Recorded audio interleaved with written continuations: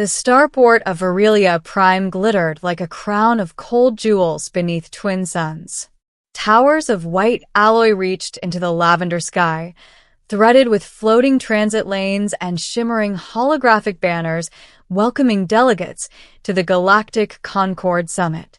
It was the kind of place where entire civilizations decided the fate of trade routes, alliances, and wars, a city built on diplomacy and vanity.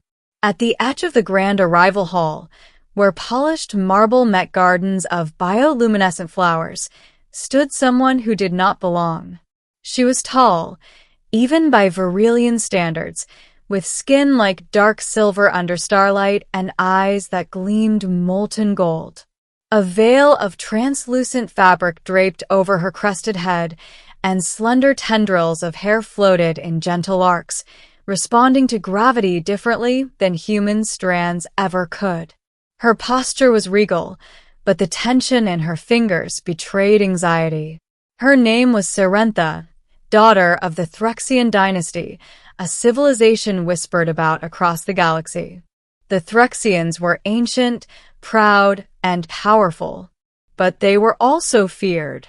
And today, Cerentha had been rejected. Again. She watched as a delegation of crystalline oroliths passed by. Their harmonic voices chimed greetings to everyone except her. Their light refracted away from her presence like they feared contamination. A group of scaled Korthi glanced at her, hissed softly, and changed direction. Even mechanical emissaries from the Nexus Collective avoided her, their drones quietly adjusting paths to skirt around her. It had been like this since she arrived. Every species had heard the stories. Threxians conquered worlds in ancient wars. They enslaved civilizations in eras long forgotten. They ruled with psychic dominance.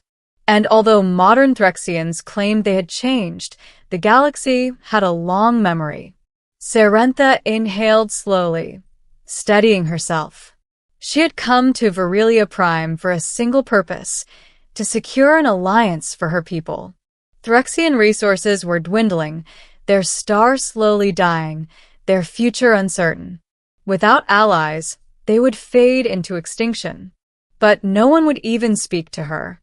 She turned away from the crowd, walking toward the outer garden terraces. There, beneath violet-leafed trees and drifting pollen lights, she stood alone, staring at the distant cityscape.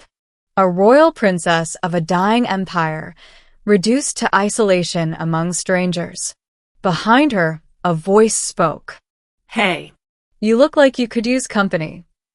She turned, startled.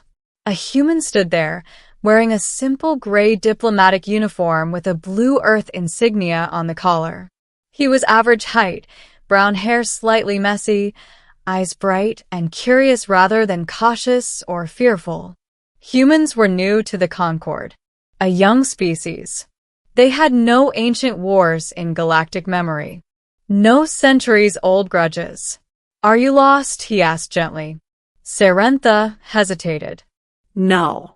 "I am merely observing." He smiled and stepped closer, hands casually in his pockets. "Observing what?" "How everyone's pretending not to see you." Her tendrils stiffened slightly. "You noticed?" "Yeah," he said. Kind of hard not to. There was no accusation in his voice. No fear. No disgust. Just honesty.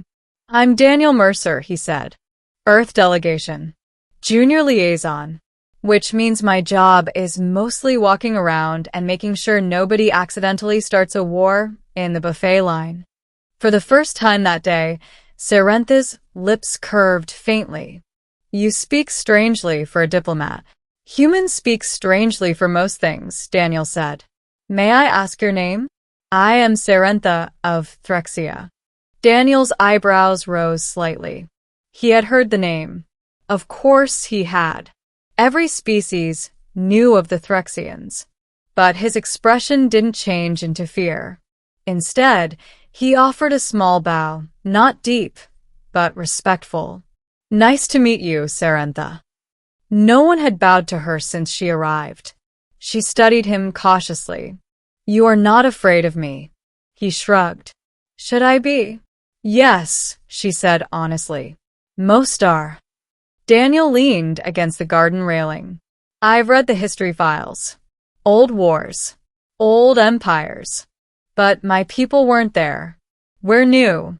And right now, I'm just seeing someone standing alone while everyone else avoids her. That seems unfair. Sarentha looked away toward the distant stars. I came here to save my people. But I believe I have already failed. Daniel was quiet for a moment. Then he said, Come on. Where? Inside. With me. Her eyes widened slightly. I am not welcome among the delegations. You are welcome with me, Daniel said. And if anyone has a problem with that, they can take it up with Earth. His tone was light, but something solid lived beneath it. After a long pause, Sarentha nodded. And together, they walked back into the summit hall. Whispers followed them. Delegates paused mid-conversation as the human walked beside the Threxian princess. Some stared. Some retreated. A few recorded discreet holoclips. But Daniel didn't slow his pace. He guided her through the grand hall as if escorting visiting royalty, which, of course, she was. He led her to the Earth delegation table, modest compared to others, decorated with green plants and a small rotating globe of their homeworld. A woman in a navy suit looked up in surprise. Daniel? He leaned close. Ambassador Torres, this is Princess Sarentha of Threxia. She's my guest. Ambassador Torres studied Sarentha carefully. Then, without hesitation, she stood and extended her hand in greeting. Princess, it's an honor. Please join us. Sarentha stared at the offered hand. No one else had offered her anything today except distance. She accepted. As she sat among the humans, murmurs spread across the hall. Why were the humans welcoming the Threxian? Did Earth not know the danger? Were humans trying to provoke the concord? Sarentha felt every gaze. But Daniel simply poured her a drink from a silver pitcher and placed it before her. What is this? She asked. Tea, he said. Human tradition. Calms the nerves. She took a careful sip. Warmth spread through her body. Simple. Honest. Comforting. No one had tried to poison her. No one had tried to control her mind. No one demanded tribute or submission. They simply treated her as a person. As conversation unfolded, Sarentha answered questions about Threxian culture, their art, their architecture, their music made from vibrating crystal spines. She avoided the topic of war. No one pushed it. They listened. They laughed at Daniel's jokes. They spoke of Earth's oceans, their sky, their chaotic cities. And for the first time since arriving, Sarentha felt something she had not expected. Hope. But peace never lasts long in political arenas. A towering figure approached, Ambassador Karth of the Korthi Dominion, his armored scales clinking with every step. He stopped at the human table, towering over Daniel and Sarentha. Princess of Threxia, Karth hissed. You dare show your face here after what your empire did to mine? The hall grew quieter. Sarentha's posture stiffened. Your ancestors warred with mine 1,000 cycles ago. I was not born then. Karth slammed a claw onto the table. Your bloodline enslaved my world. Daniel stood up. Not aggressively, just firmly. Ambassador, he said, this is a diplomatic summit. If you have a grievance, there are official channels. Karth turned his blazing eyes toward Daniel. Human, you are young. You do not understand what you are defending. Daniel met his gaze, without flinching. Maybe. But I do understand one thing. No one here gets to threaten my guest. A ripple went through the crowd. Humans had no reputation for intimidation. But something about Daniel's calm defiance was unsettling. Karth snorted. Then you will share her fate when the galaxy decides Threxia's final judgment. He turned and stormed away. Silence followed. Serentha exhaled slowly. You should not have done that. It may cost your people alliances. Daniel sat back down. Then we'll build new ones. Or stand alone if we have to. Ambassador Torres glanced at him with a mixture of pride and worry. But Serentha looked at Daniel differently now. Not as a curious alien, but as something far rarer. A true ally. That night, Serentha stood on a balcony overlooking the city lights. Daniel joined her, 2 cups of tea in hand. You did well today, he said, handing her one. I did nothing, she replied. You defended me. Daniel leaned on the railing. Maybe. But you walked in there when everyone else avoided you. That took courage. Serentha's golden eyes reflected the stars. If I return home without allies, my world will fade. Our star weakens. Our resources fail. I came to beg for survival. Daniel was quiet. Then he said, Come to Earth. She turned sharply. What? Earth isn't part of the old galactic grudges. We're growing fast. We've got room, resources, a young species that doesn't carry ancient hatred. If your people need refuge, we can talk. Serentha stared at him. No species had offered her people aid. Not once. Not in secret. Not in pity. But this human, this strange, fearless, tea-drinking human, spoke of offering sanctuary to an empire the galaxy wanted gone.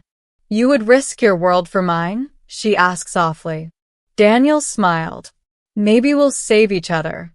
A soft breeze stirred her tendrils. In that moment, Serentha realized something.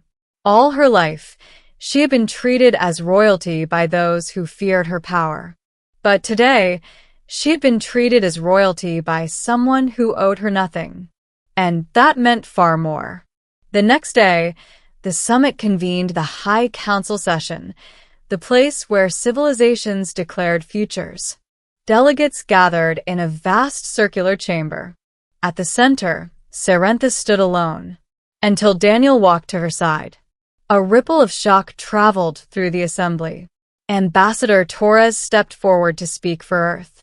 Representatives of the Galactic Concord, she announced, Earth recognizes the failures of ancient empires and the dangers of repeating history. But we also recognize the danger of condemning a people forever for the sins of their ancestors. Karth hissed from his seat.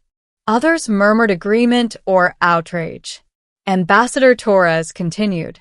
Princess Serentha has sought alliance and received rejection. Earth refuses to reject her. We propose diplomatic partnership with Threxia. Trade, aid, and mutual defense. Silence filled the chamber. Then Serentha lifted her voice. I do not ask you to forget history, she said. Only to recognize that I am not it. My people wish to survive, not to conquer. If you will not stand beside us, then we will accept Earth's hand. It was a gamble.